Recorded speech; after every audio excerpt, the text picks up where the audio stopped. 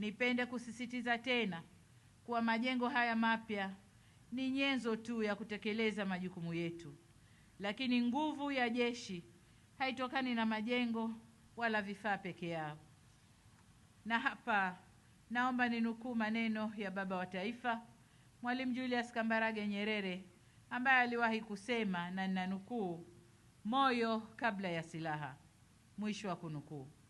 Kauli hiyo ya moyo kabla ya silaha inatukumbusha kwamba msingi wa jeshi imara ni moyo wa kizalendo, nidhamu, weledi, utii na dhamira safi, uadilifu na uaminifu wa askari wake kwa taifa na watu wake. Utii kwa mamlaka ya kikatiba na uaminifu kwa taifa ndiyo silaha ya kwanza ya jeshi linaloheshimika. Hivyo ni wasihi muendelee kuishi kwa misingi ya kiapo chenu na kuepuka mienendo inayoweza kuharibu heshima ya jeshi letu. Na nimesikiliza vizuri wimbo wa jeshi hapa. Maneno yaliyomo ndani ya wimbo ule iwe ndiyo itikadi katika kazi zetu.